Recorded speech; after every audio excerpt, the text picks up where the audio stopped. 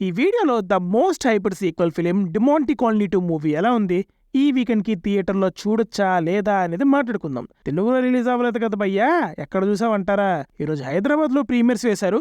అందరికంటే ముందు చూసేసి మీకు రివ్యూ ఇచ్చేస్తున్నా. స్టార్ట్ చేద్దామా? Now coming to the story line. Debbie, అదే మన ప్రియా భవానీ శంకర్, వాళ్ళ హస్బెండ్ శామ్ సూసైడ్ చేసుకుని చనిపోతాడు. బట్ ఆ సూసైడ్ వెనక ఏదో మిస్టరీ ఉందని తెలుస్తుంది.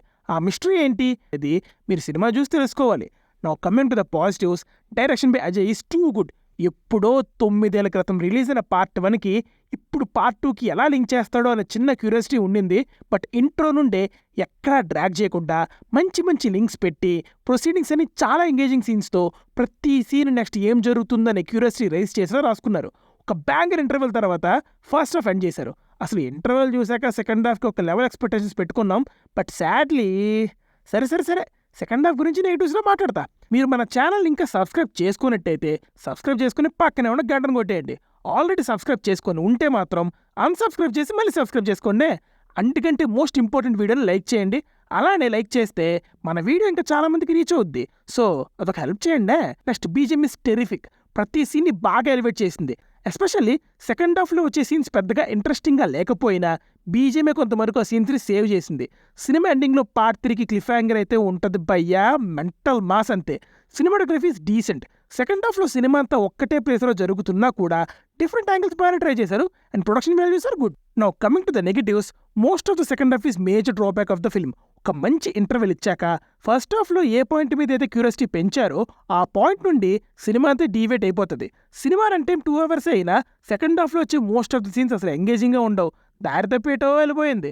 డైరెక్టర్గా పాస్ అయిన అజయ్ గారు సెకండ్ హాఫ్లో మంచి సీన్స్ రాసుకోవడంలో ఫెయిల్ అయ్యారు. డిమాంటీ కాలనీ చూసి పెద్ద హారర్ మూవీ ఎక్స్పెక్ట్ చేస్తే మీరు సాంబార్లో గాలేసినట్టే. సినిమాలో 1-2 సీన్స్ మినహాయించి ఎక్కడా కూడా హారర్ సీన్స్ అయితే లేవు.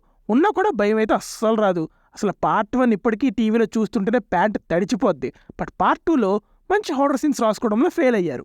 1-2 సీన్స్ తీసేస్తే విఎఫ్ఎక్స్ బిలో పార్ ఉండింది. ఒక మోస్ట్ హైపర్ సీక్వెల్కి ఇంత లో విఎఫ్ఎక్స్ అసలు ఎక్స్పెక్టే చేయలేదు. సౌండ్ డిజైన్ బాగుంది కానీ కొంచెం లౌడ్గా ఉన్నట్టు అనిపించింది. నేను వెళ్ళిన థియేటర్ ప్రాబ్లమా లేదా నిజంగా అలా ఉందనేది మీరే కామెంట్స్లో చెప్పండి. పార్ట్ 3కి వదిలిన క్లిఫ్ హ్యాంగర్ బాగుంది. అదే పాయింట్ని సెకండ్ హాఫ్ మధ్యలో తెచ్చుంటేనా సినిమా నెక్స్ట్ లెవెల్లో ఉండేదని నా ఒపీనియన్. అంటే ఖచ్చితంగా పార్ట్ 3 ఇయ్యాలి అనే ఉద్దేశంతో సెకండ్ హాఫ్లో మిడిల్లో రావాల్సిన పాయింట్ని క్లిఫ్ హ్యాంగర్గా చేశారనిపించింది. సేమ్ రీసెంట్గా మనం ఇండియన్ 2లో చూసినట్టే. Now coming to the performances, Indian 2లో బాగా ట్రోల్ అయిన ప్రియా భవానీ శంకర్ గారు ఈ మూవీలో యాక్టింగ్తో ప్యాకట్ ఆడేశారు. మైండ్ బ్లోయింగ్ టెరిఫిక్ పర్ఫార్మెన్స్ ఇచ్చింది ఆవిడ. అరుణ్ ఇది డీసెంట్ పర్ఫార్మెన్స్ ఇచ్చాడు. The final verdict is with a good first half and average second half, it's a decent film to watch in theaters. Horror scenes ఉంటాయని ఎక్స్పెక్టేషన్స్తో అస్సలు వెళ్ళకండి. బట్ ఒక మంచి థ్రిల్లర్ ఎక్స్పీరియన్స్ చేయడానికి చూడొచ్చు. మళ్ళీ నెక్స్ట్ వీడియోతో కలుద్దాం. అంటే signing off team movies for you. Bye.